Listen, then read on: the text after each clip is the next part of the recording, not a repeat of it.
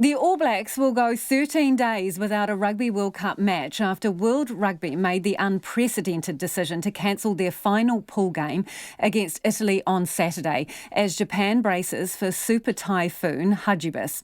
Now get out your pens, this is the flowchart of what happens next.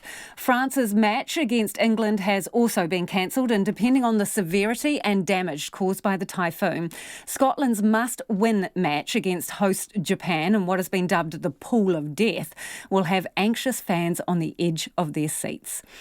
Scotland currently sit third in Pool A, and a cancelled game this Sunday would more than likely keep them out of the quarterfinals.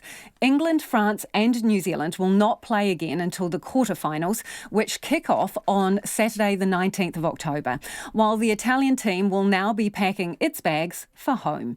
Each team has already been awarded 2 points, as this weekend's cancelled matches were considered by World Rugby as a draw. The typhoon is expected to bring Tokyo to a standstill this weekend with mass disruption to public transport. Fans have been warned to stay indoors until the typhoon passes. All Blacks coach Steve Hansen told a press conference in the last hour the team found out this morning the game had been cancelled. He said he respected the decision and it was a no-brainer because the safety of all players and fans is paramount. He said the All Blacks were prepared for all possibilities. It was in World Rugby in their plan, and these guys have about 25 typhoons a year, so and a heck of a lot of earthquakes. So in our planning, we had to take that into consideration. Did we think that we'd get a game cancelled? No, but that's out of our control. But immediately, that it's happened. Now we adapt and adjust, and that's what you've got to do on the park, and you've got to do it off the park sometimes. All Blacks coach Steve Hansen. Meanwhile, our reporter Vinnie Wiley is currently in Oita, where Wales played Fiji last night. He asked fans what they thought about the matches being cancelled.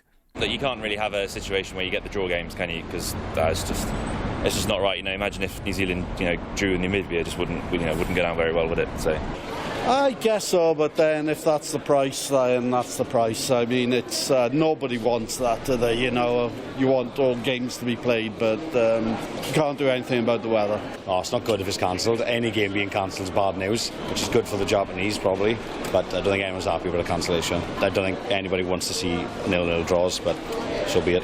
It definitely has an impact. Obviously not so much with France and England, because that was just deciding who wins. But Japan and Scotland, that will be massive if that game is not played.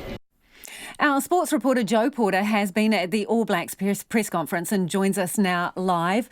Joe, how disappointed were the All Blacks? Yeah, very disappointed. I mean, obviously they were desperate to play. Steve Hansen and Kieran Reid sort of towing the company line and saying that there are positives to take out of not playing, which of course means there's no chance of getting cards in this game or future suspensions as they head towards the knockout finals. Not as much chance of getting injuries. But when I bumped into Dane Coles, took a Dane Coles in the hallway heading up to the press conference, and his words when I asked him how he felt about being called off were expletive. Expletive sucks. So it's obvious that the players were desperate to play and get some game time under their belt and head towards this quarterfinal with a strong performance. That's what they need. That's how they peak and prepare for these things. So it certainly is a little bit of a sticking point for the All Blacks. They much rather would have played, but when it comes down to it, people's safety over here, the fans' safety, the players' safety does have to be paramount. And, of course, it's a World Rugby decision and there's nothing they can do. So, yeah, very disappointed, of course, not to play. A lot of sympathy for the Italians who actually had a chance to make the quarterfinals should they have pulled off a miraculous win over the All Blacks. So sympathy for the Italians who don't even get that shot. That's been robbed of them and are disappointed not to play. And now they have to think about how they approach the next 2 weeks. You'd imagine there'd be some fairly physical trainings in-house going on as they try and get themselves match ready for what will be a sudden death game. Yeah, well, it's a long time between drinks, isn't it? It's 13 days between games, and by the time they play their quarter-final, it'll be a month since they played South Africa. I mean, how big is the risk that they're going to be off the boil? Yeah, absolutely. It's a genuine risk. They would have prepared for this tournament knowing that Italy was their last game, that they wanted to pick their strongest possible side, and then, of course, they come out of that match, hopefully with a good, solid performance, with another week, just like they would build into a test match normally before the quarterfinals. So they would come down, recover, back into a test week Monday. Now that throws this all out the window. The coaches are going to have to come up with some strategies as to how to keep their guys on edge and mentally prepared without, I guess, losing focus and without trying to peak too early, because we saw what happened down in Canada after 10 days off, against Canada after 10 days off. The players came out and were a little bit too nervous, a little bit over-eager, and made some mistakes because they hadn't played in so long. They were just desperate to get out there.